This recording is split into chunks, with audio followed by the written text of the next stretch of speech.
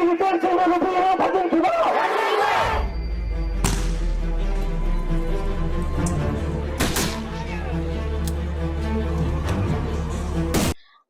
বিক্ষোভ উত্তাল ভারতের উত্তর পূর্বাঞ্চলীয় রাজ্য মণিপুর। রাজ্যটিতে অপহৃত ৬ ব্যক্তির মরদেহ উদ্ধারের জেরে শনিবার ১৬ নভেম্বর রাজধানীর ইম্ফল ভ্যালিতে জড়ো হন শত শত মানুষ। এ সময় টায়ার পুড়িয়ে রাস্তাঘাট বন্ধ করে দেন আন্দোলনকারীরা। এক পর্যায়ে রাজ্যটির ২ মন্ত্রী ও ৩ বিধায়কের বাড়িতে চালানো হয় হামলা। এরপর রাজ্যের মুখ্যমন্ত্রী এন বীরেন সিং এর বাড়িতেও হামলার চেষ্টা চালায় বিক্ষুব্ধ জনতা। এই সময় দরজা ভেঙে জোর করে ভেতরে ঢোকার চেষ্টা করে বিক্ষোভকারীরা। রোববার ১৭ নভেম্বর বার্তা সংস্থা রাইটার্স এর প্রতিবেদনে বলা হয়েছে, পরিস্থিতি নিয়ন্ত্রণে রাজধানী ইম্ফলে অনির্দিষ্টকালের কারফিউ জারি করা হয়েছে। এছাড়া রাজ্যটির বেশ কয়েকটি জেলায় বন্ধ করে দেয়া হয়েছে ইন্টারনেট সেবা।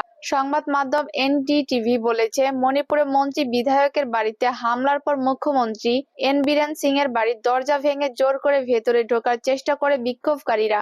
তাদের প্রতিহত করতে পুলিশ ও নিরাপত্তা বাহিনী কাঁদানে গ্যাস ব্যবহার করে।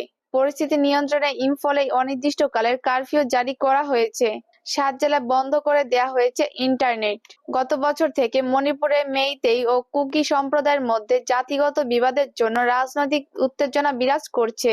এর জেরে প্রাণ হারিয়েছেন অনেকেই। এতে মণিপুরের মুখ্যমন্ত্রীর উপরও ক্ষুব্ধ সাধারণ জনগণ। তাদের দাবি, মণিপুরে শান্তি ফেরাতে না পারলে মুখ্যমন্ত্রীকে পদত্যাগ করতে হবে। শুক্রবার মণিপুর আসাম সীমান্ত থেকে এক নারী এবং ২ শিশুর মরদেহ উদ্ধার করেছে পুলিশ। এছাড়া শনিবার আরও ৩টি মরদেহ উদ্ধার করা হয়। এর আগেও একই গ্রামে পুলিশের সঙ্গে সংঘর্ষের আশঙ্কায় ১০ জন স্থানীয়র উপর গুলি চালানো হয়। এতে ক্ষোভে ফুঁসছে স্থানীয়রা। শনিবার এই হত্যা ও অপহরণের প্রতিবাদে আন্দোলনে নামেন ইম্ফল শহরের শত শত বাসিন্দা। নির্বিচার হত্যা ও জাতিগত সহিংসতার প্রতিবাদে এই দিন ব্যানার ও পোস্টার হাতে রাস্তায় নামেন শত শত নারী। সাধারণ মানুষকে সহিংসতার বলি না বানাতে স্লোগান দেন তারা। এই সময় টায়ার পুড়িয়ে রাস্তাঘাটও বন্ধ করে দেয়া হয়।